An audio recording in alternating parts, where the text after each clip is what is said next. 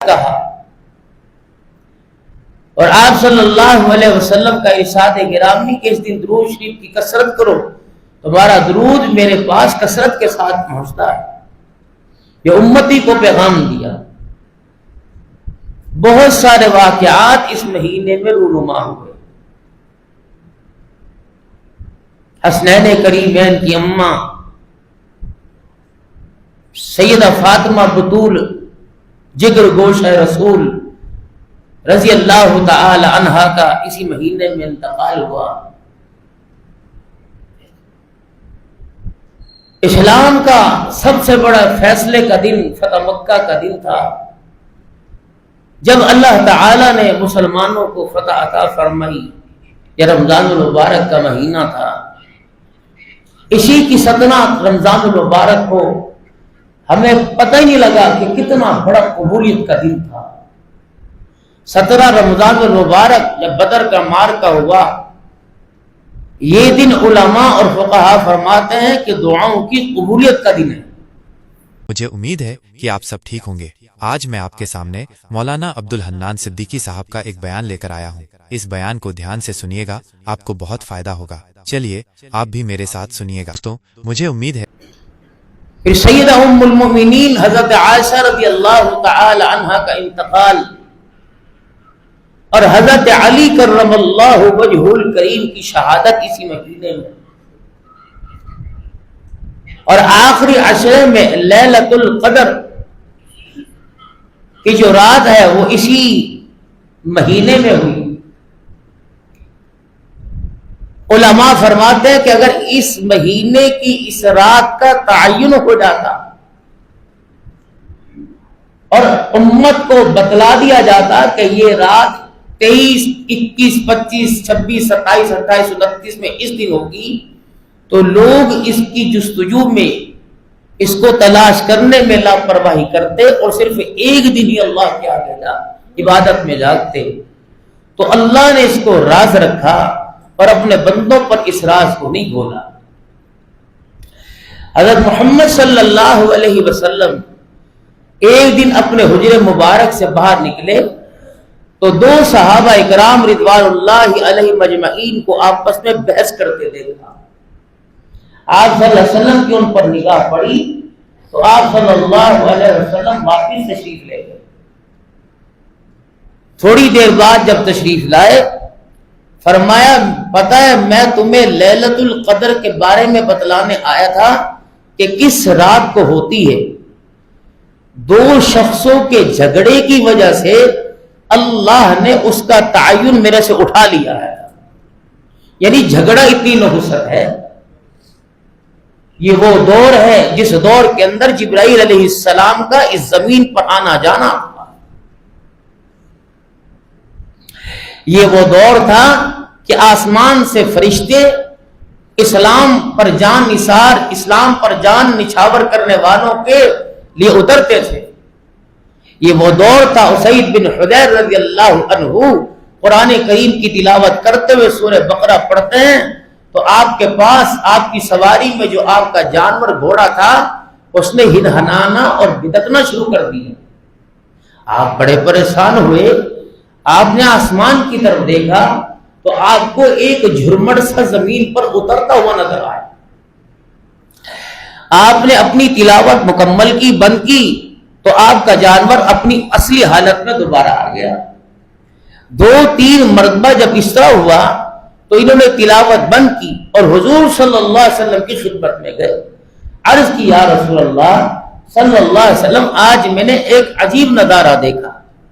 میں نے سورہ بقرہ پڑھنی شروع کی اور میرا جانور بدکنے لگ گیا، اور میں نے آسمان کی طرف دیکھا تو کچھ نورانی جھرمٹ مجھے زمین پہ اترتا نظر آیا۔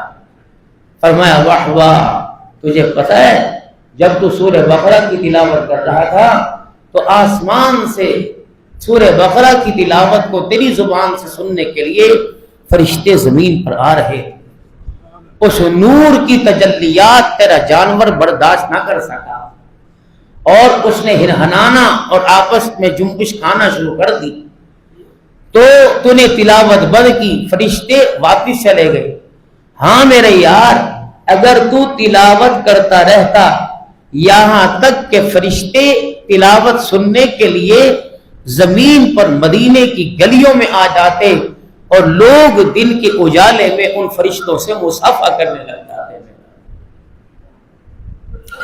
یہ وہ دور تھا کہ جس دور میں حضور صلی اللہ علیہ وسلم کے جانثاروں کا حال اور احوال لینے کے لیے آسمان سے جبرائیل علیہ السلام آیا کرتے تھے. یہ اتنا متبرک اور بابرکت دور تھا کہ 2 رکعت صلاۃ الحاجت کی برکت سے خالی چکی کا پاٹ چلنے لگ جایا کرتا تھا.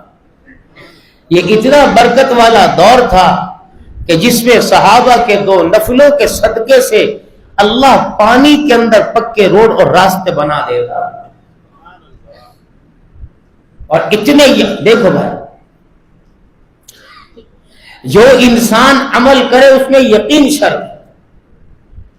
ہم دعائیں کرتے ہیں ہر نماز میں، اشراق میں، چاشت میں، اوابین میں، زوال کے نفلوں میں اور نمازوں میں دعا کرتے ہیں، صرف ایک نقل اتارتے ہیں، ایک عادت کے طور پہ کرتے ہیں، یقین کے ساتھ نہیں کرتے. اور جس دن یقین کے ساتھ دعا کرنی شروع کرتی، اٹھنے سے پہلے اللہ دعا قبول کرے.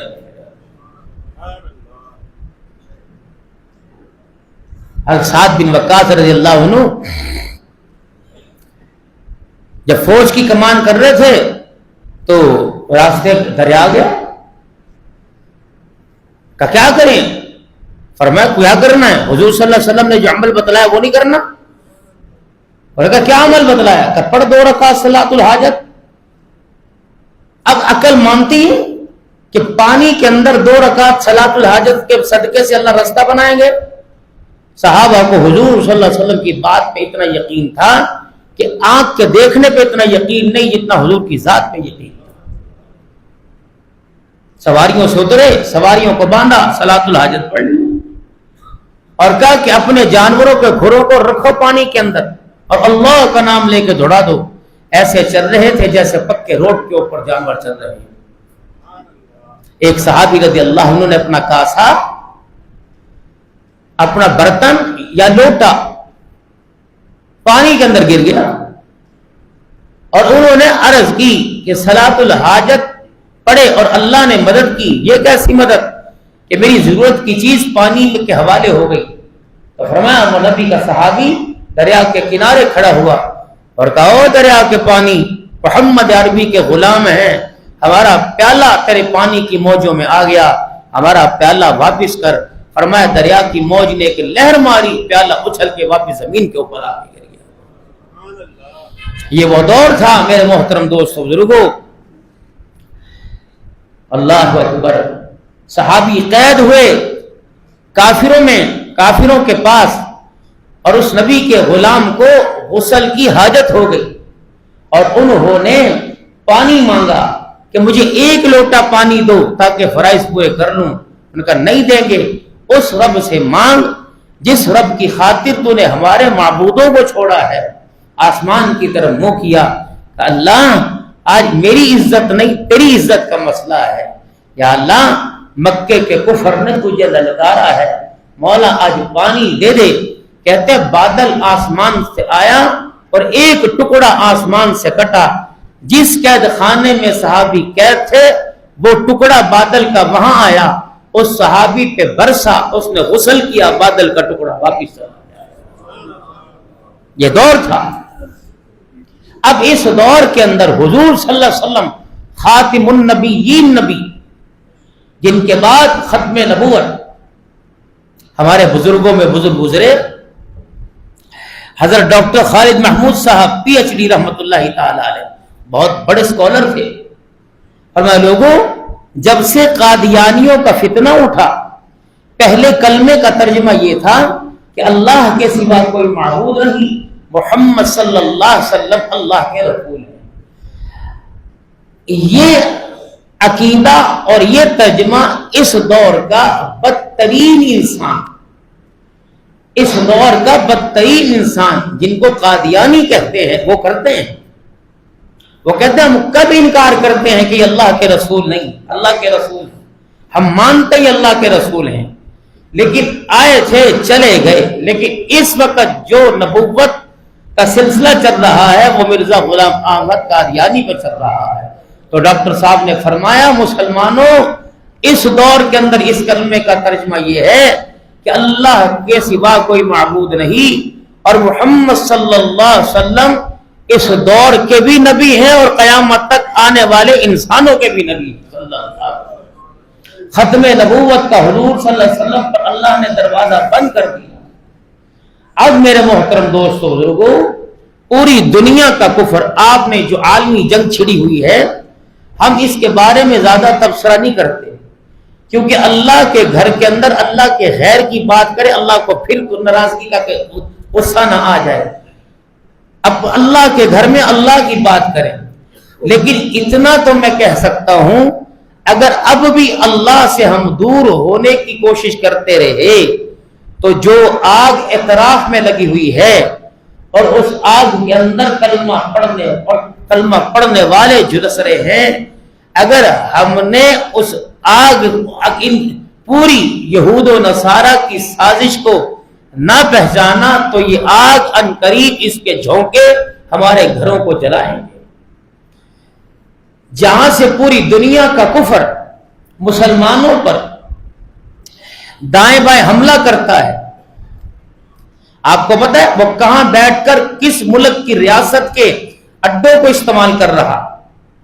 اگر وہ اپنی اس گھنونی سازش کے اندر کامیاب ہو گیا تو اسلامی ریاست ملک پاکستان کے اوپر اسے اپنے شکنجے اور پنجے گاڑنے میں دیر نہیں لگے گی، کیونکہ چاروں طرف سے اس اسلامی ریاست پر پوری دنیا کے کفر کی نظر ہے۔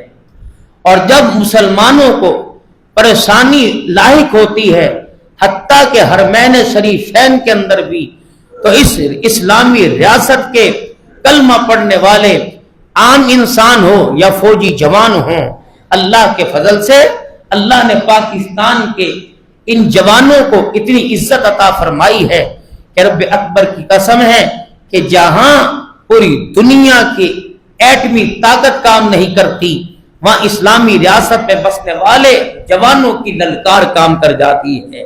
پوری دنیا کا کفر اسلامی افواج سے ڈرتا ہے، پوری دنیا کا کفر اس اسلامی فوج سے، اس آرمی سے ڈرتا ہے۔ یہ تو میں اللہ کا شکر ادا کرنا چاہیے۔ غلطیاں ہوتی ہیں، ہر ایک کے اندر غلطی ہوتی ہے، بجائے اس غلطی کو ابھارنا نہیں چاہیے، اس غلطی کو سدھارنا چاہیے۔ ہر ایک کو اپنی اپنی رائے کا حق ہے، رائے ہر کوئی دے سکتا ہے، لیکن جو ہمارے سے اوپر والے حصے میں بیٹھے ہوئے ہیں وہ سوچ سمجھ کر اس ملک کی بقا کا فیصلہ کرتے ہیں۔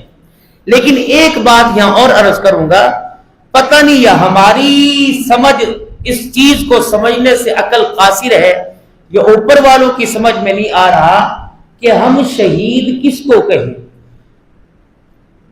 بارود پھینکنے والا بھی لا الہ الا اللہ پڑھ رہا ہے اور سینے پر گولی کھانے والا بھی لا الہ الا اللہ پڑھ رہا ہے پوری دنیا کے اندر۔ اور اگر ہم ان کو سمجھتے ہیں اپنا خیر خواہ، تصویر کا ایک رخ یہ ہے کہ وہ دہشت گرد، کبھی کہتے ہیں کہ 10 سال کے اندر پاکستان کو 29 ارب ڈالر دیے، ہم نے بہت برا کیا، اب ہم امداد نہیں دیں گے۔ زلزلہ آئے، سیلاب آئے یا آسمانی زمینی آفت آئے تو سب سے پہلے وہ جو ایٹمی میزائل سے مسلمانوں کو اور ہر اسلامی ریاست کو ڈراتے ہیں، ان سے پوچھو اگر ہمارے پہ پریشانی آتی ہے تو جہاز کے جہاز امداد کے لیے بھیجتے کیوں ہو؟ یا تو کھل کر سامنے آؤ، وگرنہ اپنی جو چال کا رخ اس انداز میں نہیں کہ آگے سے ہمیں پانی بھی پلاؤ اور پیچھے سے جوتے بھی ہمارے سر کے اندر مارو۔ یہ وہی سازش ہے جس کو قرآن کریم نے 1400 سال پہلے بے نقاب کیا تھا اور فرمایا تھا وَلَن تَرْغَى عَنْكَ الْيَهُودُ وَلَا النَّصَارَى حَتَّى تَتَّبِعَ مِلَّتَهُمْ۔ میرا محبوب صلی اللہ تعالی علیہ وسلم ان کو ان کے حال پہ چھوڑ دیں، آپ کی چاہت ہے یہ کلمہ پڑھ کے مسلمان ہو جائیں اور ایمان لے آئے، پیارے نبی صلی اللہ علیہ وسلم آپ ان کی چاہت کو آپ اپنی چاہت کو پورا کرنے کے لیے اللہ اکبر یہاں تک کہ ان کے تابع بھی ہو جائیں، ان کی تابع داری کرنے لگ جائیں، میں اللہ اعلان کر کے کہتا ہوں میں نے ان کے دل کو اندر جھانک کے دیکھا یہ ایمان نہیں لے کے آئیں گے، یہ تیرے تابع دار نہیں بنیں گے۔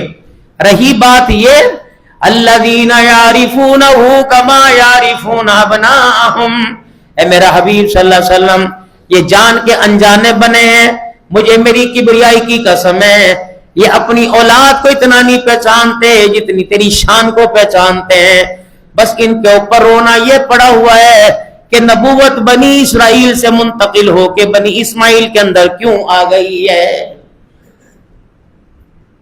پھر حالات آئے آپ صلی اللہ علیہ وسلم پر 17 رمضان المبارک کو میرے محترم دوستوں بزرگوں 13 سال مکی زندگی کے اندر امام الانبیاء صلی اللہ تعالی علیہ وسلم پر اور آپ کے جانثاروں پر خدا تبلیغ والوں کا بھلا کرے کیسے کیسے ظلم کی داستان میرے عزیزوں پڑھ کے سناتے ہیں کہ آپ صلی اللہ علیہ وسلم کے جانثاروں پہ کیسا کیسے وقت آئے اور آپ صلی اللہ علیہ وسلم کے جانثاروں نے آپ صلی اللہ علیہ وسلم کے غلاموں نے کتنی ثابت قدمی سے اللہ اکبر ان ساری مصائب اور پریشانیوں کا سامنا کیا۔ فاقوں پہ فاقے آئے، شیب ابی طالب کی گھاٹی کیا ہے، اس نوجوان کو کیا پتا جس نے میرے عزیزوں پاکستان اور سری لنکا انڈیا کے میچ میں ہار اور جیت کے اوپر میرے عزیزوں گندم کی گولیاں کھا لی، خودکشی کر لی، گھر کا T V L C D توڑ دی اور ماں باپ سے ناراض ہو کے گھر سے باہر نکل گیا۔ اسے کیا پتا شیب ابی طالب کی گھاٹی کیا ہے۔ 3.5 سال تک آپ صلی اللہ علیہ وسلم کے ساتھ بائیکاٹ کر دیا گیا۔ مکے کے سرداروں نے بیت اللہ میں کھڑے ہو کر اعلان کر دیا کہ محمد اور محمد کے غلاموں سے بائیکاٹ ہے۔ آپ صلی اللہ علیہ وسلم کو 2 پہاڑوں کے درمیان محصور کر دیا گیا، ایک پہاڑ ادھر ایک پہاڑ ادھر، پورے کلمہ پڑھنے والوں کو اس کے اندر قید کر دیا گیا۔ 3.5 سال تک صحابہ وہاں قید رہے، حتیٰ کہ جناب سیدہ خدیجہ الکبریٰ رضی اللہ تعالی عنہا کے رشتہ دار کوئی گندم کوئی اناج لاتے پہاڑ کی چوٹی سے پھینکتے، مکے والے روک دیا کرتے، یہاں تک خاتون جنت سیدہ فاطمہ الزہرا رضی اللہ تعالی عنہا اور نبی کی 4 بیٹیاں آپ صلی اللہ علیہ وسلم کے پاس بیٹھ کے رونے لگ گئی۔ آپ صلی اللہ علیہ وسلم تشریف لے کے آئے، سیدہ خدیجہ کے پاس بیٹھ کے رو رہی تھی۔ آپ نے فرمایا خدیجہ کیا بات ہے، میری بچیوں کی آنکھوں میں کیوں آنسو آ گئے؟ اللہ کے پیارے نبی میں کیا کروں، میں تو بڈی ہوں اور ذات ہوں، بھوک برداشت کرتی ہوں، ان بچیوں کی بھوک میرے سے دیکھی نہیں جاتی۔ بچیوں کی آنکھوں میں آنسو دیکھ کر خود حضور کی آنکھوں میں آنسو آ گئے۔ آپ نے فرمایا وہ میری بچیوں دن گنتی کی ہے، آسانی والے دن انشاءاللہ آنے والے ہیں۔ پھر آپ نے فرمایا خدیجہ اللہ اکبر، میں جب میری بیٹیاں مجھے رو کے دکھاتی ہیں میں محمد سے بیٹیوں کا رونا برداشت نہیں ہوتا ہے۔ ایسے حالات آئے تھے۔ محمد عربی صلی اللہ علیہ وسلم کا صحابی ہے جناب سعد رضی اللہ تعالیٰ عنہ، فرمایا لوگوں مسلسل 1 نہیں 2 دن 3 دن نہیں 4 دن نہیں 17 دن مسلسل میرے پہ ایسے آئے کہ کوئی گندم کا دانہ کوئی اناج کا دانہ میرے منہ میں نہیں گیا ہے۔ 17 یہاں تو افطاری کے وقت ٹانگیں چوڑی کر کے بیٹھنے والوں 2 سوڈا بھی ہونا چاہیے، لیمن بھی ہونا چاہیے، ٹھنڈا بھی ہونا چاہیے، میٹھا زیادہ ہونا چاہیے، روح افزا بھی ہونا چاہیے، کھجورے بھی ہونی چاہیے، چاٹ پاپڑی ہونی چاہیے، دہی بھلے ہونے چاہیے، چاول ہونے چاہیے، ساری چیزیں ہونی چاہیے، لیکن روزہ نہیں ہونا چاہیے۔ یہ نہ ہو باقی ساری چیزیں ہوں۔ ڈکار اتنی بڑی ماریں گے کہ مسجد کی آخری صف تک نمازیوں کی آواز آئے گی، لیکن میرے عزیزوں کجی کیا بات ہے کاجی پاجی میں بیمار ہوں میرا روزہ کوئی نہیں۔ تمہارے پیر محل کے اندر ایسا ڈاکٹر جو خدا خود خوفی رکھتا ہو، تمہارے پیر محل کے اندر کوئی ایسا ڈاکٹر جو حلال کو حلال اور حرام کو حرام جانتا ہو اور خشیت الہی کا غلبہ ہو اور شرعی قواعد و ضوابط سے واقف ہو، اور وہ ڈاکٹر جو شریعت کا احترام کرتا ہو پاسداری کرتا ہو، اگر وہ ڈاکٹر تمہارے مرض کی تشخیص کر کر اگر تمہیں روزہ چھوڑنے کی اجازت دے تو پھر بھی ڈرتے ڈرتے روزہ چھوڑو۔ اگر جان کی ہلاکت کا خطرہ ہو کہ مر جاؤں گا حالت میری ہے، محترم دوستو بزرگوں پھر گنجائش ہے، لیکن فرمایا فمن کان مریضا او علی سفر فعدۃ من ایام اخر فرمایا اگر مریض ہے یا سفر کی حالت کے اندر ہے تو پھر اگلے دنوں کے اندر پورا کر لے، روزہ تجھے معاف کوئی نہیں ہے۔ اب علماء یہ فرماتے ہیں کہ سفر کی حالت میں روزہ معاف ہے، تو کیا اس وقت جتنی سہولیات ہیں جہاز کی، ٹرین کی، بس کی، تو کیا اس حالت کے اندر بھی روزہ چھوڑ سکتے ہیں اگر سفر کرنا ہو؟ فرمایا وہ دور سواری کچھ اور تھی، راستے کچھ اور تھے، دور دور تک وہاں ریسٹ ایریا نہیں تھے، اب تو قدم قدم پہ ساری سہولتیں ہیں۔ کچھ علماء فرماتے ہیں کہ اس حالت میں روزہ نہیں چھوڑنا چاہیے، اور بعض فرماتے ہیں سفر تو سفر ہوتا ہے، خواہ وہ آسانی والا ہو یا راحت والا ہو، اگر رکھ سکتے ہو رکھ لو، اگر نہیں رکھ سکتے تو اور دنوں کے اندر اس کی گنتی کو پورا کر سکتے ہیں۔ اللہ نے اپنے بندوں پر بہت ساری آسانیاں فرمائی، اور جب دیکھا یہ بندے حالات کا شکار ہوئے تو اللہ کی طرف متوجہ۔ آج ہم حالات کا شکار ہیں، آج میرے محترم دوستوں بزرگوں پریشانی کے اندر اپنا مسئلہ تلاش کر رہا ہے۔ کیسے؟ دکان کے اندر پتہ ہے میں نے 4 مہینے کا کرایہ دینا ہے، پتہ ہے کہ اللہ غنی جتنی کمپنیوں کا مال ڈال رکھا ہے وہ روزانہ پیسے لینے کے لیے آتی ہیں، میں نے ان سے ہفتے کا وعدہ کر رکھا ہے۔ اب عقل یہ کہہ رہی تھی کہ ان پریشانیوں سے نکل، اب کیا کہہ رہے؟ السلام علیکم، وعلیکم السلام، یار مجھے تیرے سے کام ہے، 4 لاکھ روپے ادھار چاہیے، اسے بھی پیچھے لگا لیا، 4 لاکھ روپے ادھار چاہیے، میں تجھے تھوڑے دن کے اندر واپس کروں گا۔ اس اللہ کے بندے کو سمجھاؤ، پہلے مشکلوں سے نہیں نکلتا اور مشکل اپنے دل کے اوپر اپنے اوپر ڈال رہا ہے۔ مشکلوں سے نکلنے کا حل واحد راستہ اللہ کی طرف متوجہ ہونا ہے۔ توبوا الی اللہ، اپنے گناہوں کی سچے دل سے معافی مانگنی ہے۔ الہ العالمین مجھے نہیں پتا، باقی مجھ سے کوئی نہ کوئی گناہ ہوا، لیکن ایسا گناہ ہوا جس کا احساس مجھے نہیں، لیکن اللہ میں اس گناہ کی وجہ سے تیری رحمت سے دور ہو گیا۔ اے اللہ جو گناہ مجھے یاد ہے اس پر بھی میں تیرے سے معافی مانگتا ہوں، جو گناہ مجھے یاد نہیں اللہ وہ بھی میرا گناہ معاف فرما دے۔ لیکن کتنی بدنصیبی کی بات ہے، مشکلیں ساری حل کرنے والا اللہ، پریشانیوں سے نکالنے والا اللہ، مصیبتیں دور کرنے والا اللہ، سکون راحت دینے والا اللہ، لیکن میرے محترم دوستوں بزرگوں جتنا انسان پریشان ہوتا ہے ان پریشانیوں سے باہر نکلنے کے لیے انسان اتنا اللہ سے دور ہوتا جا رہا ہے۔ فرمایا اے میرا بندہ تجھے سب سے بڑی پریشانی رزق کی، کہتا کپڑا نہ ہو گزارا ہو جائے گا، مکان نہ ہو گزارا ہو جائے گا، روٹی کے بغیر گزارا نہیں ہوتا۔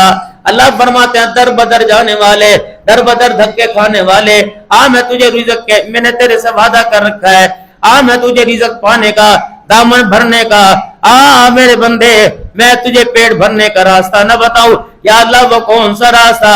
وَأَمُرْ أَهْلَكَ بِالصَّلَاةِ وَاسْتَبِرْ عَلَيْهَا لَا نَسْأَلُكَ رِزْقًا۔ اے میرا بندہ میرا وعدہ یہ کہ نماز کا سجدہ کر کے تو دکھا، رزق سے تیرا گھر نہ میں بھر دوں تو مجھے اپنا خدا نہ کہنا۔ لیکن کتنی بدنصیبی کی بات ہے میرے محترم دوستوں بزرگوں، جتنا کوئی پریشان ہوتا ہے 5 نمازیں تو دور کی بات ہے، وہ جمعہ پڑھنے بھی خدا کے گھر میں نہیں آتا ہے۔ اللہ نے رزق کا وعدہ جہاد میں نہیں رکھا، اللہ نے زکات دینے میں رزق کا وعدہ نہیں رکھا، اللہ نے رزق کا وعدہ سجدوں کے اندر رکھا ہے۔ جتنا سجدوں کے اندر جستجو بڑھتی جائے گی اللہ کی طرف سے اتنا رزق کا دروازہ بندوں پہ کھلتا ہی چلا جائے گا۔ عام کر دو یہ بات اپنے گھر کے اندر جا کر بتلاؤ، کلمے کے بعد سب سے بڑا اللہ کا امر کیا ہے؟ نماز کا۔ کلمے کے بعد سب سے بڑا اللہ کا حکم نماز کا ہے۔ حضور صلی اللہ علیہ وسلم نے ارشاد فرمایا اللہ اکبر کہ میرا رب یہ کہہ رہا ہے جو 5 وقت کا نمازی ہے اس کی ذمہ داری ہے، جو 5 وقت کا نمازی کوئی نہیں اس کی کوئی ذمہ داری کوئی نہیں، یہاں تک کہ مسلمان ہو کے مرے یا کافر ہو کے مرے اللہ کو اس کی کوئی پرواہ نہیں۔ الصلاۃ عماد الدین، اللہ اکبر نماز دین کا ستون ہے۔ فمن قامها فقد قام الدین، جس نے اس کو تھام لیا اس نے پورے دین کو تھام لیا ہے، اور جس نے اس کو گرا دیا اس نے پورے دین کو ہی گرا دیا ہے۔ 17 رمضان المبارک کو بدر کے میدان میں 13 سال مکی زندگی کے اندر جب میرے محترم دوستوں بزرگوں آپ صلی اللہ تعالی علیہ وسلم کو جب بڑی بے دردی کے ساتھ مکے کی فضاؤں اور ہواؤں سے آپ کو نکال دیا گیا، آپ صلی اللہ علیہ وسلم کے صحابہ مدینہ شریف آپ کے ساتھ ہجرت کر کے آ گئے۔ ابھی دوسرا سال گزرا تھا، دار الندوہ کے اندر بیٹھ کر مکے کے سارے مشرکوں نے ایک میٹنگ کی, ایک اجلاس بلایا کہ یہاں سے تو بچ کے نکل گئے, کچھ مکے کے سردار مدینے کے اندر جائیں اور جا کر وہاں والوں کو کہیں یہ بھگوڑے آدمی ہے, جیسا کہ انہوں نے حبشہ کے اندر بھیجے تھے, ان کو واپس کرو. کئیوں نے مشورہ دیا اب چلے گئے تو چھوڑ دو, لیکن کئی ایسے ابو جہل جیسے تھے, انہوں نے کہا نہیں ان کو چھوڑنا نہیں, ایسا کرو ان کو وہاں جا کے تعین کا تعاقب کرو, ہم انہیں چین سے بیٹھنے نہیں دیں گے. آپ صلی اللہ تعالی علیہ وسلم کو مکے سے خبر ملی کہ 1000 کا لشکر مسلمانوں پر مدینے پر حملہ کرنے کے لیے آ رہا ہے. اس وقت میرے عزیزو صحابہ کرام رضوان اللہ تعالی علیہ مجمعین نے ابھی اپنے آپ کو سکھ کا سانس بھی لینے نہیں دیا تھا. 13 سال مکی زندگی کے اندر پٹ کر مارے کھا کھا کر چمڑے ادڑوا کر اپنی آنکھوں کے سامنے اپنے بچے ذبح کرا کر یہ مدینے میں جب آ کر سکون کا سانسنے لگے تو پتہ لگا 1000 کا لشکر 200 گھوڑوں کے ساتھ, تیر تلواروں کے ساتھ, 700 اونٹوں کے ساتھ, اللہ اکبر, مکے کے مدینے پر حملہ کرنے آ گیا. عورتیں بھی ساتھ ہیں, مکے کے سردار بھی ساتھ ہیں. آپ صلی اللہ تعالی علیہ وسلم نے صحابہ اکرام رضوان اللہ تعالی علیہ مجمعین سے مشورہ لیا, اے میرے یارو کیا کرنا چاہیے. آپ نے مہاجرین کو مخاطب کیا, آپ صلی اللہ علیہ وسلم نے مہاجرین کو مخاطب کیا تو مہاجرین نے آپ صلی اللہ علیہ وسلم کا جو ہجرت کر کے مدینے آئے تھے ساتھ دینے کا وعدہ کیا. پھر آپ نے فرمایا کوئی اور کھڑا ہو, پھر مہاجرین میں سے کھڑے ہوئے, انہوں نے آپ صلی اللہ علیہ وسلم کا ساتھ دینے کی یقین دہانی دلائی. آپ نے فرمایا کوئی اور کھڑا ہو, حضرت سعد بن عبادہ کھڑے ہوئے, حضرت سعد بن معاذ کھڑے ہوئے. کہ یا رسول اللہ ہم سمجھ گئے کہ آپ کا اشارہ ہماری طرف ہے, تو پھر اللہ کے نبی سنیے, آپ ہمیں بھیج دیں کہ آگے چلو, ہم آپ سے یہ نہیں پوچھیں گے کہ کہاں جانا ہے, ہم چلتے ہی جائیں گے. کملی والے اگر آپ کہیں اس پہاڑ پہ چڑھو ہم چڑھ جائیں گے, آپ کہہ دیں دریا میں کودو ہم کود جائیں گے, آپ کہہ دو کہ آگ کے گڑوں کے اندر گر جاؤ, کملی والے ہم گر جائیں گے. ہم آپ سے یہ بھی نہیں پوچھیں گے کہ ہمارے مال و جان کا کیا بنا. نبوت کے چہرے پر جب مسکراہٹ آئی کہ اللہ کے نبی نے بھی حق ادا کر دیا. فرمایا میرے انصار صحابہ, مکے کے مہاجر, یہ میرے کپڑے کا جو اوپر کا حصہ ہے, مکے کے مہاجر یہ میرے اوپر کپڑے کی مانند ہے اور اندر استر کا کپڑا جو جسم کے ساتھ لگتا ہے. فرمایا مدینے والوں تم اس استر کے کپڑے کے مانند ہو. فرمایا 2 پہاڑوں, ایک پہاڑ پر ساری انسانیت جائے گی, جس پہاڑ پر مدینے والے جائیں گے محمد عربی بھی اس پہاڑی کے اوپر جائے گا.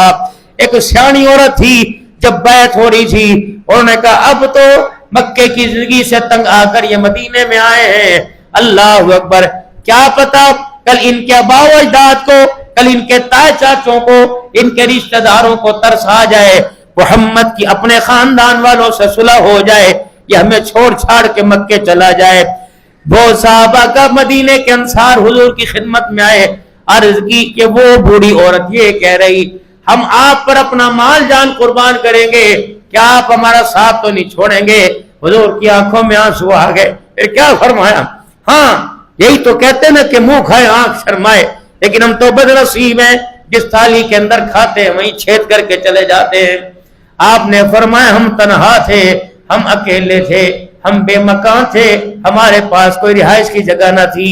اللہ اکبر, میری جماعت لا وارث تھی, ان کا وارث اللہ کے علاوہ کوئی نہیں تھا. تم نے اپنے مکان دے دیے, تم نے اپنے گھر خالی کر دیے, میں محمد بھی تمہارے ساتھ وفا کروں گا. انصار مدینہ کیا سننا چاہتے ہو, یہی سننا چاہتے ہو کہ اگر کل فتح مکہ ہو گیا تو آپ مکے چلے جائیں گے. فرمایا نہیں میرے صحابہ, میرا مرنا بھی تمہارے ساتھ ہے, میں محمد کا جینا بھی تمہارے ساتھ ہے. پیدا میں مکے میں ہوا, لیکن قیامت تک میرے سے جو ملاقات کرنے آئے گا انصار وہ تمہارے مدینے کے اندر آئے گا. میرے محترم دوستو بزرگوں, جب یہ ولولہ انگیزیاں انصار مدینہ کی آپ صلی اللہ علیہ وسلم نے دیکھی تو آپ صلی اللہ علیہ وسلم نے میرے عزیزو تیاری کا اعلان کر دیا. 2 بچے, اللہ اکبر, حضرت جعفر رضی اللہ تعالی عنہ, اللہ اکبر, 2 بچوں کو لے کے بیٹھ گئی. ایک کا نام معوذ ہے, ایک کا نام معاذ رضی اللہ عنہ ہے. اپنے بچوں سے کہنے لگی تمہارا باپ کوئی نہیں اور تمہارا جوان بھائی کوئی نہیں, تم بھی تو اللہ کے نبی صلی اللہ علیہ وسلم کے لیے اللہ کے دین کے لیے تم بھی اسلام کی سربلندی کے لیے لڑنے کے لیے نکلو۔ یہ دونوں بھائی گئے اور جا کر مسلمانوں کی صفوں میں جا کے کھڑے ہو گئے، نگاہ نبوت پڑی۔ آپ صلی اللہ علیہ وسلم نے فرمایا تم تو بھی بچے ہو، جاؤ گھر جاؤ، تمہارے پہ جہاد فرض نہیں۔ دونوں بھائی پنجے کے بل کھڑے ہو گئے کہ اللہ کے نبی صلی اللہ تعالی علیہ وسلم قد میں چھوٹے ہیں، ننھے مجاہد ہے، بچپن لڑکپن ہے، لیکن طاقت اتنی ہے کہ پہاڑ بھی ہمارا سامنا نہیں کر سکیں گے۔ آپ صلی اللہ علیہ وسلم نے بڑے بھائی کو قبول فرمایا اور چھوٹے کو گھر بھیج دیا۔ جب چھوٹا گھر کی طرف جانے لگا، اپنے بھائی کے کان میں کہنے لگا کہ اللہ کے نبی اس بھائی سے کچھ کہنے کی اجازت ہے۔ آپ نے فرمایا کیا کہے گا؟ اپنے بھائی کے کان میں کہنے لگا ماں کو جا کے کیا منہ دکھاؤں گا، تیرا تو بیڑا پار ہو گیا، میرا بیڑا رہ گیا۔ اماں کہے گی اس کے اندر صلاحیت تھی، اللہ کے نبی نے اسے قبول کر لیا، تیرے اندر کمال نہیں تھا۔ اچھا اگر تو میرے پر احسان کرے، میں تیرے سے جزا نہیں مانگتا، مال نہیں مانگتا، آج میں تھوڑی سی مدد مانگتا ہوں۔ اگر میں اللہ کے نبی کو جا کے کہہ دوں یا رسول اللہ میرے اندر بھی بڑی جوانی اور طاقت ہے، آپ ہم دونوں بھائیوں کے آپس میں کشتی کرا لو، اگر میں نے اسے گرا دیا تو مجھے قبول کر لینا، اگر اس نے مجھے گرا دیا تو میں گھر چلا جاؤں گا۔ اور بھائی سے کہنے لگا او میرے بھائی، میری بقا میری عزت کا مسئلہ ہے، آج تو میرے ہاتھوں سے چت ہو جانا، اللہ اکبر، تو میرے ہاتھوں سے چت ہو جائے گا، حضور کی نگاہوں میں میرا کام بن جائے گا۔ دونوں بھائیوں کی گفتگو سنی، حضور کے چہرے پہ مسکراہٹ آئی، آپ نے دونوں کے لیے میدان لگوایا۔ جب دونوں آپس میں لڑے تو چھوٹے نے بڑے کو گرا دیا اور سینے پہ ہاتھ رکھے گا، یا رسول اللہ میں نے کہا تھا نا کہ میرے اندر اس سے زیادہ طاقت ہے۔ اللہ کے نبی نے اپنے پاس بلایا اور نبوت والے ہاتھوں سے اپنی تلوار اٹھائی اور اس جوان کے ہاتھ میں دے دی۔ فرمایا مدینے کے لوگوں سنو، یہ عام آدمی نہیں، یہ چھوٹا بیٹا میں محمد کا پہلوان ہے۔ آپ صلی اللہ علیہ وسلم نے جب تلوار دی تو انہوں نے تلوار اپنے گلے کے اندر لٹکا لی۔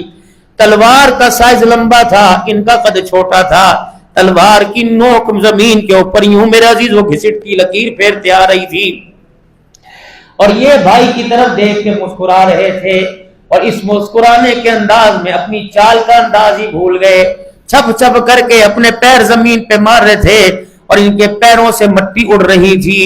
حضرت عمر رضی اللہ تعالیٰ عنہ اتفاقاً پیچھے پیچھے چل رہے تھے، جب مٹی دس اڑتی، گرد و غبار اڑتا، حضرت عمر کے کپڑوں پہ گرتا، حضرت عمر رضی اللہ تعالیٰ نے کہا ایھا الولد ترو الی البیت، اے چھوکرے کہاں پھر رہا ہے، چل اپنے گھر کی طرف چل۔ حضرت عمر کی جب یہ گفتگو سنی تو ان سارے مدینہ میں بولا عمر تجھے پتہ بھی ہے کس کو کہہ رہا ہے، اسے حضور نے اپنا پہلوان کہا ہے۔ عمر تجھے پتہ بھی ہے اس کے گلے میں تلوار دیکھ، یہ آمنہ کے لال کی تلوار ہے۔ بس جناب عمر نے دیکھا، رونا شروع کر دیا اور اس بچے کے قدموں کے پیچھے ہو گئے کہ پہلے آہستہ آہستہ پیر زمین پہ مار رہا تھا، اب زور زور سے زمین پر پیر مار، تیرے پیروں کے جوتوں سے جو خاک اڑے گی عمر کے چہرے پہ پڑے گی، اللہ کی قسم عمر کا کام بن جائے گا۔ یہ وہ بدری صحابہ، اللہ اکبر میرے عزیزو، جن کے لیے آسمان سے زمین پہ فرشتے آئے تھے۔ مکے کے لوگ پہلے آ گئے۔ آپ بدر کے میدان میں جائیں، دو پہاڑ ہے، ایک ریتلا پہاڑ، ایک پتھریلا۔ چٹیل میدان میں مکے کی فوجوں نے آ کر میرے عزیزو پڑاؤ ڈال لیا۔ صحابہ اکرام آئے اور دیکھا کہ ریتلا پہاڑ ہے، ریتلی جگہ ہے تاکہ ان کے قدم ٹک نہ سکے۔ شام کا وقت ہوا، نبوت کی دعائیں رنگ لائیں، اللہ نے آسمان سے بارش برسا دی، جتنا میرے عزیزو گارا تھا وہ سارا اس میدان کے اندر بن گیا، اور جتنا ریتلا پہاڑ تھا وہ سارا پانی کی برکت سے سخت بن گیا۔ یہ پہلی مدد اللہ کی۔ آج جامع مسجد جہاں عریش ہے بدر کے میدان میں، آپ صلی اللہ علیہ وسلم کا عریش خیمے کو کہتے ہیں، آپ صلی اللہ علیہ وسلم کا وہاں خیمہ مبارک لگ گیا۔ آپ نے فرمایا جب تک میں اجازت نہ دوں میرے خیمے میں کوئی نہ آئے، صرف ایک بغیر اجازت کے آ سکتا ہے، وہ کون ہے؟ جس کا ایمان ایک پلڑے میں رکھ دو، ساری دنیا کا ایمان ایک پلڑے میں رکھ دو، میرے ابو بکر کے ایمان والا پلڑا بھاری ہو جائے گا، بس یہ ابو بکر آئے باقی کوئی نہ آئے۔ محترم دوستو بزرگو، حضور صلی اللہ علیہ وسلم اندر خیمے میں، ابو بکر رضی اللہ تعالیٰ عنہ پر، ابو بکر کہتے ہیں کیسے میں بیتاب نہ ہوتا حضور کے رونے کی آواز مجھے ہلا کے رکھ دیتی. میں خیمے کا پردہ ہٹاتا. اللہ کے نبی کے یہ اتنے اونچے ہاتھ تھے اور یوں ہاتھ اٹھا کے خدا کو رو کے دکھا رہے تھے. ابو بکر کہتے ہیں میں نے آسمان سے اس وقت مدد کو آتے دیکھا جب نبوت کی زبان سے آیا اللہ میری 13 سال کی کمائی میں بدر کے میدان میں لے آیا. انہوں نے بچے چھوڑے تیرے لیے, انہوں نے اولاد قربان کی تیرے لیے, انہوں نے چمڑے اڑوا دیے تیرے لیے. یا اللہ انہوں نے سب کچھ قربان کر دیا, اپنے گھر, اپنی حویلیاں, اپنی جائیدادیں تیرے پہ قربان کر دی. اللہ تو بھی سن لے. اللہ اکبر, یہ بڑی بات. اللہ تو بھی سن لے. اگر یہ ہے تو تیرا نام رہے گا, اگر یہ کٹ گئے تو میں محمد کہتا ہوں قیامت تک تیرا نام لینے والا بھی کوئی نہیں رہے گا. بس جب یہ حضور صلی اللہ علیہ وسلم نے دعا کی, جبرائیل علیہ السلام آسمان سے زمین پر اترے. ادھر جناب سیدنا صدیق اکبر اندر آئے.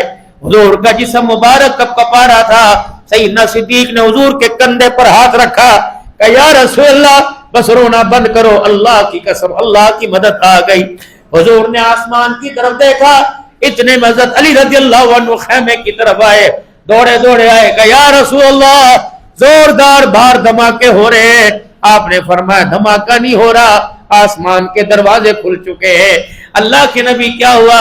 فرمایا میں دیکھ رہا ہوں جبرائیل 500 فرشتوں کا لشکر لے کے زمین پر آ گیا ہے. حضرت علی کہنے لگے یا رسول اللہ یہ خوشخبری میں جا کے سنا دو. فرمایا سنا دے. پھر زوردار دھماکے کی آواز سن کر حضرت علی آئے. یا رسول اللہ اور دھماکہ ہوا.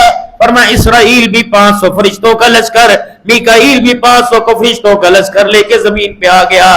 مسلمانوں پریشان نہ ہونا, اللہ نے آج بدر کے میدان میں 5000 فرشتے بھیجنے کا وعدہ کر رکھا ہے. صحابہ کہتے ہم نے آنکھوں سے دیکھا کچھ اللہ اکبر سفید لباس والے اور پیلی پگڑیوں والے زمین پر اترے اور ہمارے ساتھ آ کے کھڑے ہو گئے. ہمارے پاس تھا کیا؟ اللہ اکبر. کچھ غلامان مصطفیٰ ایسے تھے کہ جن کے پاس تہمت تھا, کپڑے کا کرتا کوئی نہیں تھا, لکڑی لے کے دشمن کے سامنے کھڑے تھے کہ یا رسول اللہ میں یوں کر کے لکڑی اٹھاتا ہوں, ابھی میں لکڑی مارتا نہیں, دشمن کا سر گردن سے جدا ہو کر زمین پہ گرتا ہے اور جہاں سر اترتا ہے گردن کے اوپر آگ کا کالا نشان ہوتا ہے. حضور نے فرمایا یہ فرشتوں کے تلوار کی نشانی ہے.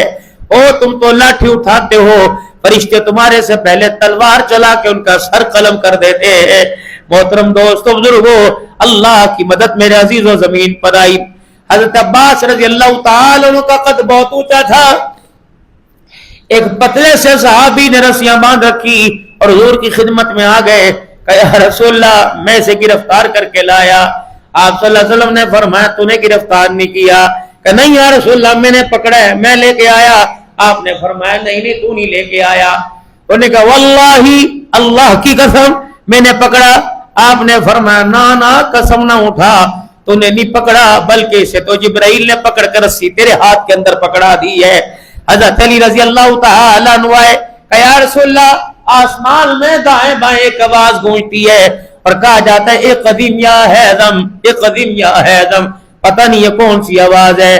آپ نے فرمایا میرے علی پریشان نہ ہو, حیزم جبرائیل علیہ السلام کے گھوڑے کا نام ہے. جبرائیل علیہ السلام جانور کو ایڑ لگاتا ہے اور کہتے ہیں قزیم او آگے بڑھ, محمد کے غلام پریشان ہے. جبرائیل بھی آج مدد کے لیے آسمان سے زمین کے اوپر اتر آیا ہے. میرے محترم دوستو بزرگوں, پھر یہ ننھے جوان جن کو حضور صلی اللہ علیہ وسلم کا پہلوان کہا گیا تھا, اللہ اکبر, عبداللہ بن مسعود رضی اللہ تعالی عنہ محمد عربی صلی اللہ علیہ وسلم کا صحابی ہے, کہ جب یہ میرے دائیں بائیں دو ننھے آ کے کھڑے ہو گئے, میں اس سوچ کے اندر پڑ گیا یہ بچے میرے پاس آ کے کھڑے ہو گئے, کاش کوئی جوان میرے پاس ہوتا. بس ایک بچہ آگے بڑھا اور میرے کان کے اندر وہ بچہ کہنے لگا چچا ابو جہل کہاں ہے. میں ان کی سوچ پر حیران ہوا. میں نے کہا ابو جہل کیا تمہارا واسطہ, کیا کام کرو گے, کیا اس سے کام ہے؟ کہا چچا ہم نے سنا کہ وہ حضور کی مخالفت کرتا ہے. ایک بھائی بولا کہ ہم نے سنا وہ حضور کو گالیاں دیتا ہے. آپ نے فرمایا تو کیا کرو گے؟ کہ ہم گھر سے ارادہ کر کے ماں سے وعدہ کر کے آئے ہیں, یہ ہم دھرتی پہ رہیں گے, یہ محمد کا دشمن دھرتی پہ رہے گا. آج ہماری تلواریں اس مکے کے مشرک کا فیصلہ کرے گی۔ عبداللہ بن مسعود کہتے ہیں میں نے یہ انگلی کا اشارہ کیا، اللہ کی قسم میری انگلی کا اشارہ زمین پہ نہیں آیا تھا۔ یہ دونوں بھائی گئے، ایک نے ابو جہل کے گھوڑے کی ٹانگوں پہ وار کیا، اس نے پہلے وار سے چاروں ٹانگیں کاٹ کے گھوڑے کو زمین پہ گرا دیا، اور دوسرے نے ابو جہل پہ وار کیا، اللہ اکبر، اور سینے کے اوپر وار کرتے ہوئے کہنے لگا، اسی سینے کے اندر آمنہ کے لال کا کینہ تھا۔ عبداللہ بن مسعود کہنے وہ بچوں میں تمہیں خدا کا واسطہ دیتا ہوں، اس کا سر مجھے قلم کرنے دو، اس نے مجھے بڑا ستایا۔ وہ بھتیجے کہنے لگے چچا تجھے کیا ستایا؟ فرمایا میں حضور سے اجازت لے کر سہنے کعبہ میں قرآن پڑھنے کے لیے گیا تھا، میں نے جا کے قرآن کی تلاوت کی، اس سے برداشت نہ ہوا، اس نے اپنے اتنے بڑے ہاتھ سے میرے منہ پر تھپڑ مارا کہ میرے کان کا پردہ ہی پھٹ گیا۔ عبداللہ بن مسعود میرا عزیزو سینے پر بیٹھ گئے، اور ابو جہل کا جب سر قلم کرنے لگے تو ابو جہل نے کہا عبداللہ یہاں سے نہ کاٹنا، ذرا نیچے سے کاٹنا، ذرا لمبی گردن کر کے کاٹنا، تاکہ دنیا کو پتہ لگ جائے عام آدمی کی نہیں کسی سردار کا سر ہے۔ میرے محترم دوستو بزرگو، اللہ جل شانہ نے بدر کے میدان کے اندر صحابہ اکرام کی مدد فرمائی۔ حضور نماز کی حالت کے اندر کھڑے ہوئے، اچانک آپ مسکرانے لگ گئے، اچانک آپ ہنسنے لگ گئے۔ صحابہ اکرام تو آپ کی اداؤں کو دیکھ کر قربان ہوا کرتے تھے، آپ کی ادا کو دیکھا نبی کے چہرے پہ مسکراہٹ کیسے آ گئی۔ اللہ کے نبی علیہ السلام نے جب نماز سے فارغ ہوئے تو صحابہ عرض کرنے لگے یا رسول اللہ آپ نماز سے فارغ ہوئے، آپ نماز کی حالت میں کیوں ہنسے تھے؟ ہنسنے کا حکم آ گیا یا کوئی بات یاد آ گئی؟ فرمایا 5000 کا لشکر 3000 کا لشکر زمین پر آیا ہوا تھا، اللہ نے فتح عطا فرما دی، میں نے نماز کی نیت باندھی تو جبرائیل میرے سامنے آ کے کھڑا ہو گیا، اور جبرائیل مجھے کہنے لگے اگر آپ اجازت دیں تو واپس چلے جائیں، اگر آپ نہیں کہیں گے ہمارے لیے کوئی حکم ہے تو یہاں رہیں گے۔ تو میں نے جبرائیل علیہ السلام سے کہا واپس چلا جا۔ تو پتہ ہے اس فوج کو لے کر جب جبرائیل علیہ السلام جا رہے تھے وہ مجھے دیکھ کے مسکرانے لگ گئے، میں جبرائیل کو دیکھ کے مسکرانے لگ گیا۔ اللہ کی مدد میرے عزیزو دھرتی پر آئی۔ آج پوری دنیا کا کفر کہتا ہے کبھی بیت المقدس پہ حملے کرے گا، کبھی بیت المقدس پہ قبضہ کرے گا، کبھی بیت اللہ پر حملہ کرے گا۔ اللہ کی قسم مسلمانوں غفلت کی نیند سو رہے ہو، سوتے رہ جائیں گے۔ روضۃ الانف مکے میں کتاب چھپی، اس کے اندر محمد عربی صلی اللہ تعالی علیہ وسلم پہ میرے عزیزوں کتاب چھپی، اللہ کی خدائی فوج کا اس کے اندر ذکر ہوا۔ وہ کون سی فوج ہے؟ الم تر کیف فعل ربک باصحاب الفیل الم یجعل کیدہم فی تضلیل وارسل علیہم طیرا ابابیل۔ جب غروب کا وقت ہوتا ہے، مغرب کی اذان کا وقت ہوتا ہے، سمندر کے پار سے ایک پرندوں کا جھرمٹ آتا ہے اور چی چی کرتے بیت اللہ کا چکر لگا کے جاتا ہے۔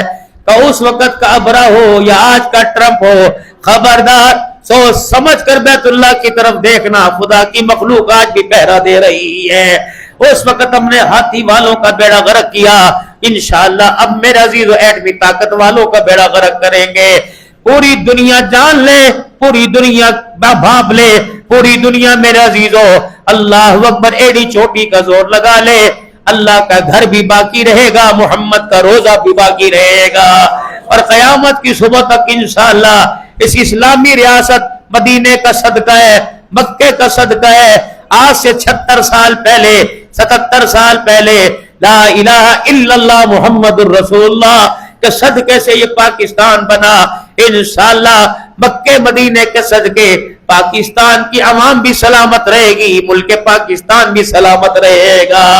پوری دنیا کا کفر اللہ کے فضل و کرم سے یہ سازشیں ہیں، یہ تھوڑا سا میرے عزیزو اللہ جل شانہ اپنے بندوں کو اپنے قریب کرنے کے لیے تھوڑا سا ڈرا دیتا ہے، اپنے قریب کرنے کے لیے جیسے بخار ہو جائے، پریشان ہو جائے، اللہ تھوڑی سی تکلیف دیتے ہیں۔ یہ نہیں سمجھنا چاہیے اللہ ناراض ہو گئے، بلکہ اللہ اپنے بندوں کو قریب کرتے ہیں۔ میرے محترم دوستو بزرگو، انا انزلناہ فی لیلۃ القدر، یہ رات میرے عزیزو 2 دن 3 دن کے بعد آنے والی ہے، اور آج بھی میرے عزیزو کیا پتا یہ رات شروع ہو جائے۔ آپ نے دیکھا اللہ کا شکر ہے पाकिस्तान समेत पूरी दुनिया के अंदर कुछ लोग मोतकिफ है। और वो कौन से लोग हैं? आप मस्जिद में नमाज के लिए तशरीफ लाए, आपने यूं पर्दा हटा के देखा, कौन कौन तका बैठा है, इधर दा उधर का फला बैठा है। जब आपने यूं करके पर्दा हटाया, पहले एवी बैठ गया। एवी का मतलब ये क्या था कि जो पूरा साल खुदा के घर में नजर नहीं आए, ये भी बैठ गया। उसे पता ही ना चला कि पूरा साल मुझे दूर रखा। क्या पता मेरे सांसों की महक में कोई ऐसा जुमला निकला कि अल्लाह ने मुझे ड्राइंग रूम से उठाकर अपनी बैठक के अंदर बिठा लिया है।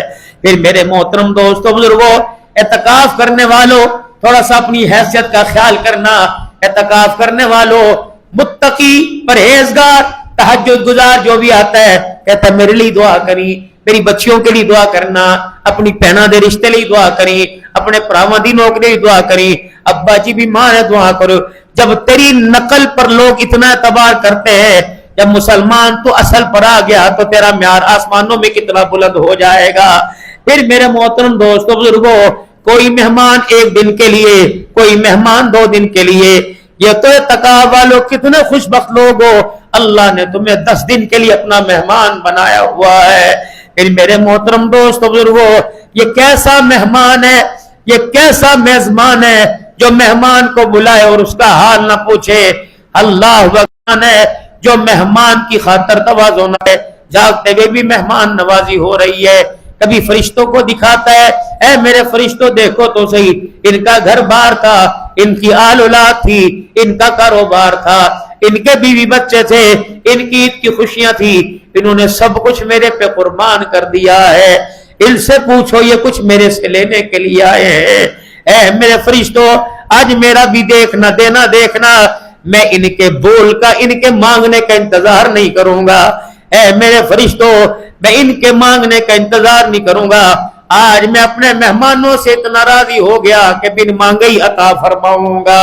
मेरे मोहतरम दोस्तों, बुजुर्गों, मेहमान दरवाजे पर आए, लोग ये पूछते चाय लाऊं, पानी लाऊं, और बाज मेहमान तो सारा दस्तरखान सजा देते हैं। बस एतकाव वालों, आप हजरात से अर्ज करूंगा, जहाँ अपने लिए, अपनी औलाद के लिए, अपने बच्चों के पेट्रोल की जो परेशानी है, अल्लाह से द्वारा हो जाएगा। आखिरत की कामयाबी नाकामी में तब्दील हो गई, गुजारा मुश्किल हो जाएगा। अपने लिए भी अल्लाह से दुआ मांगो और सारी इंसानियत के लिए अल्लाह को रो के दिखा दो। ये आखिरी मेरे अजीजों 3-4 दिन बच गए या 5-6 दिन बच गए, पता नहीं जिंदगी में आए या ना आए, लेकिन जो पहले पिछले साल रमजान में थे, कई ऐसे लोग हैं जो अपने कंधे पे उठा के उन्हें कब्रिस्तान छोड़ के आ गए हैं। अब पता नहीं दोबारा रमजान हमारे मुकद्दर में आएगा या नहीं। अल्लाह अकबर, जो दिन गफलत में गुजरे अल्लाह से माफी मांग ले, जो बाकी दिन बचे अल्लाह को ऐसा रो के दिखाए कि अल्लाह को हमारे रोने पे तरस आ जाए और ये रोना हमारे गुनाहों की मगफिरत का जरिया बन जाए, हमारे गुनाहों का कुफारा बन जाए। सारा मजमा अल्लाह के दरबार में आज जुमातुल विदा, या क्या पता अगला जुमा हो, अल्लाह से माफी मांग ले। 3 मरतबा जुबान हाल से बोल के कह दो, या अल्लाह मेरी तौबा, फिर कहो या अल्लाह मेरी तौबा, फिर कहो या अल्लाह मेरी तौबा। अल्लाह तौबा कबूल फरमाए। अब जो बाकी दिन बचे, इन दिनों को गनीमत और कीमती बनाने के लिए गनीमत जानो, इन दिनों को अपने आप में मसरूफ रखो। इन दिनों में अपने आप को जिक्र में, कुरान की तिलावत में, और जो गफलत की वजह से कुरान पाक अब तक न पढ़ सके, कम से कम 15 पारे तो रमजान में जरूर पढ़ लें। अभी 6-7 दिन बाकी हैं, 15 पारे पढ़े। फरमाइए हक है, 15 पारे तो पढ़े। और अगर पूरा कुरान पाक पढ़ सके या जितना पढ़ सके, तिलावत हो, जिक्र अज़कार हो। लोग इन दिनों में ईद की तैयारी करते हैं। जो 23 दिन में ईद की तैयारी ना कर सका, वो 7 दिन के अंदर क्या करेगा? तैयारी तो अपनी आखिरत और कब्र की करे, ताकि हमारा अल्लाह के सामने खड़ा होना आसान भी होगी और थोड़ा सा वक्त आपका थोड़ा सा आज में ज्यादा दरकार। आमीन व आखिरु दावाना अल्हम्दुलिल्लाहि रब्बिल आलमीन। मुझे उम्मीद है कि आपको मौलाना अब्दुल हन्नान सिद्दीकी साहब का ये बयान बहुत पसंद आया होगा। अगर आपको बयान पसंद आया हो